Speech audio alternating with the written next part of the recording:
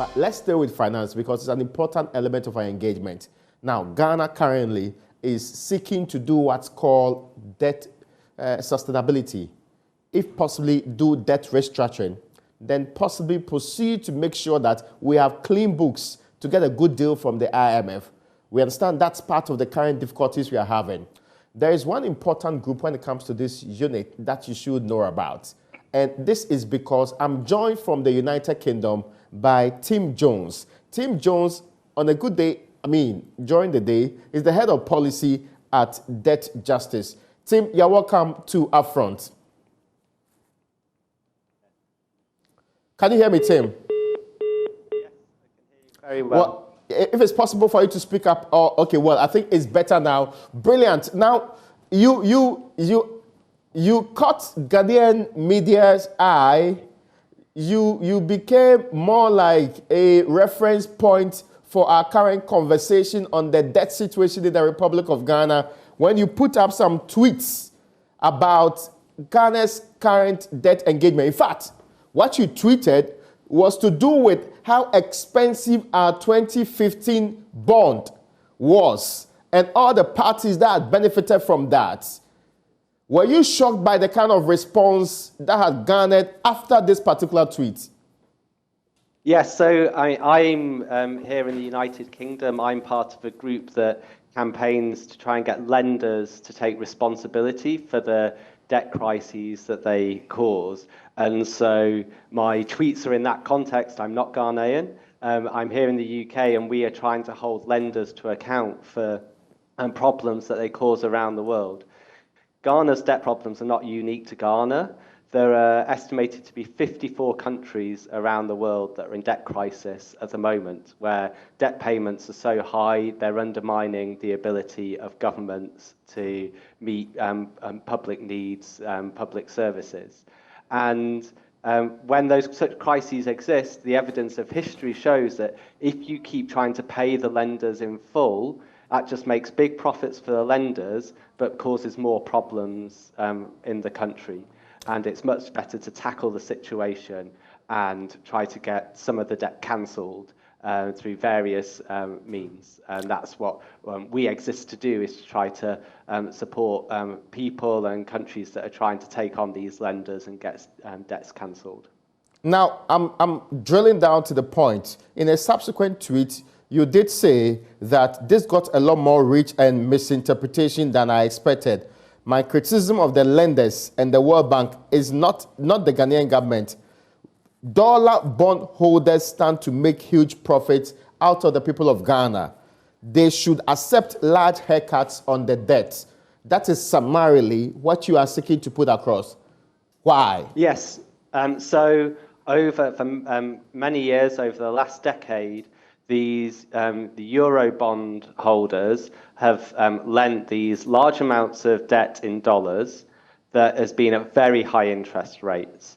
So between 7 and 11% interest, at the same time as those same people were willing to lend to the US government or the UK government at 0% or 1% interest. So they stand to make huge profits if they're paid all that interest and the debt in full.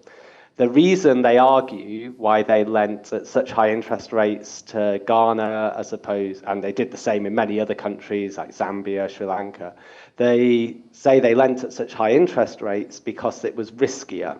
Now, if that's true, that risk has now happened. We've had the horrendous COVID epidemic across the world. We've now got the huge fuel and food price increases that are taking place this year.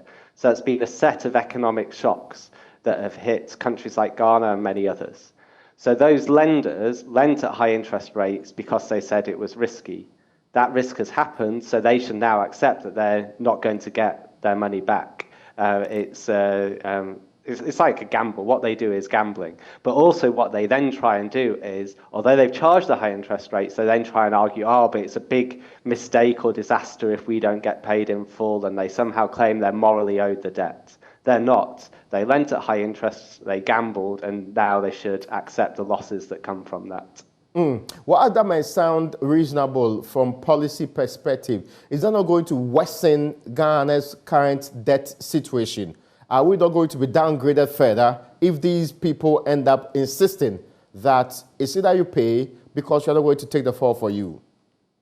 So the dollar bonds, and those ones I'm specifically talking about, at the moment on financial markets, you can buy $100 worth of that debt for around $30 to $40. So they're buying and selling this debt very cheaply. So that on the one hand shows even more how the people who are buying it cheaply, if they're paid in full, will make even more profit than just that interest that I've quoted. But what that also shows is that they're saying they're not willing to lend any more to Ghana. They've taken that decision. So I would argue there isn't that downside risk of worrying about credit ratings and ability to borrow again, because these people aren't willing to lend anyway. So it doesn't matter whether or not you pay them. There are no more euro bonds willing to be lent.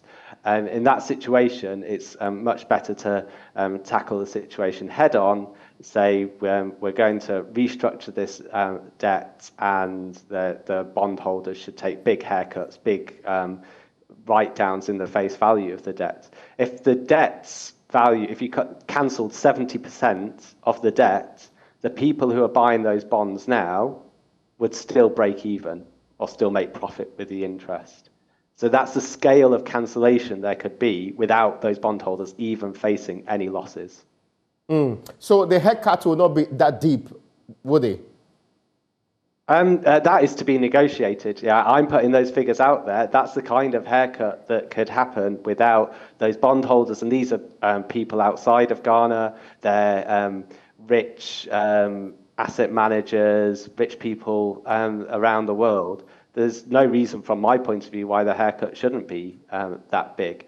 In the end, it comes down to a negotiation, but those kind of haircuts have been, size of haircuts have been seen in other cases before. To the extent that debt sustainability is a key, and perhaps we say, and we are told, the main stumbling block to Ghana getting the program with the IMF, how quick and easy should this be before all of that's concluded? And so if a government wants a loan from the IMF, and this is what the IMF says, it's not what I say, it's the IMF policy.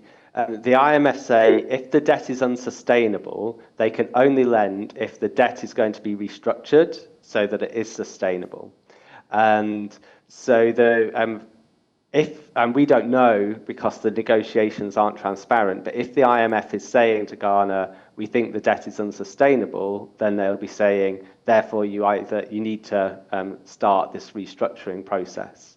But then if Ghana does that, the IMF loan could then be agreed. You don't need to complete the restructuring process. So, for example, Zambia at the moment has started the restructuring negotiations, but it's also got an IMF loan before those are completed.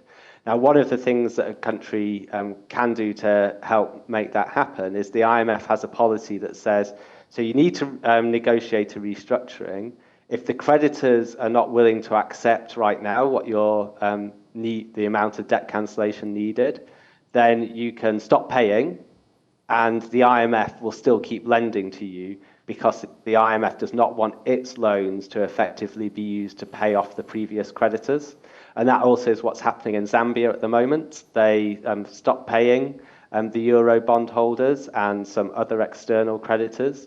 And actually now, having done that, Zambia is starting to see some increases in spending in certain areas like health and education and social protection because they're no longer paying these very high interest debts.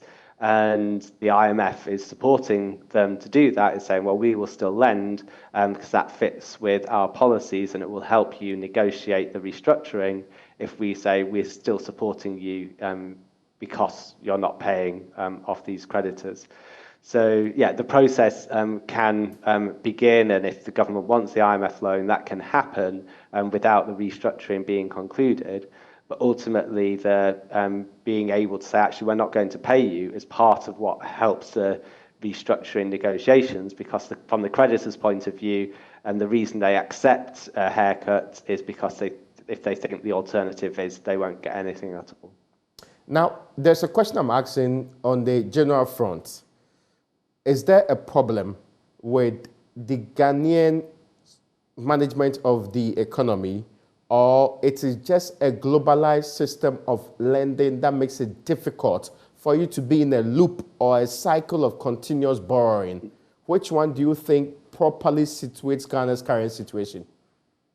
From my perspective as an outsider and someone who tries to work with people in lots of countries, there are lots of reasons why it's a global system. The dependence that many countries have on raw material exports, commodity exports, that has come down since colonialism and is enforced by trade rules today. The lack of tax justice in the world, that means that companies, multinational companies, can avoid tax. These things lay the foundations of a system that makes it very hard for countries to be able to provide for their people while running a sustainable economy. And the climate crisis is just compounding that. So for me, as somebody in the UK, in one of the countries that is responsible for that system, I very much would blame the system. And there are many countries in the world, as I said, that are in Ghana's situation.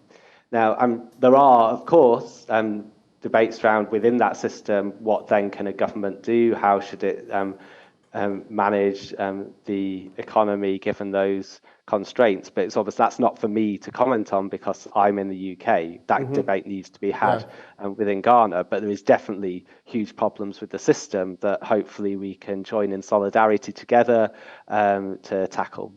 Now, what I'm hearing you say, if I got it wrong, correct me. It's not the irresponsibility of the Ghanaian government that's actually led us where we are today. It's actually a global system that makes it impossible for you to get money at a cheaper rate to develop your country. Yes, so the fact that Ghana has to pay 7 to 11% interest when the UK at that same time could borrow at 1% interest is a huge injustice, and it's like a self-fulfilling prophecy on the part of these lenders. They say they have to lend at such high interest rates because of the risk, but those high interest rates are what create the risk. So yeah, that system is there. Now, there's still, and there's all the pressures on the Ghanaian government that there's huge needs to be met. There is not enough money. And so what do? Do you borrow at those high interest rates and then try and meet those needs?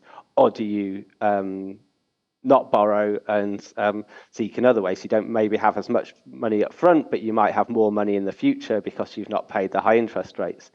I'm not saying that that debate doesn't need to be had, and there are alternative views and approaches on that. I'm just very conscious that I'm here in the UK, and it's not so much me to comment on the different choices they've made. I mean, in Ghana, successive governments have taken out the high interest Euro bonds.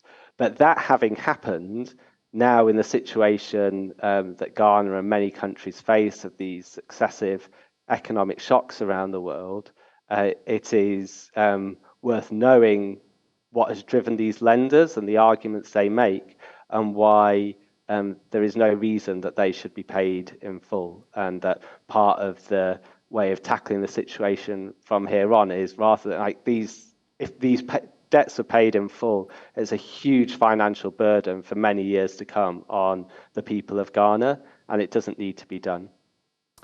I guess we can leave it off here and perhaps in the future continue this conversation. But many thanks to you, Tim Jones, for joining us in this conversation. Ladies and gentlemen, that's where we tie the nice ribbons on today's edition of Upfront. My name is Raymond Acquah, and I appreciate you joining me right from 6 o'clock till this time.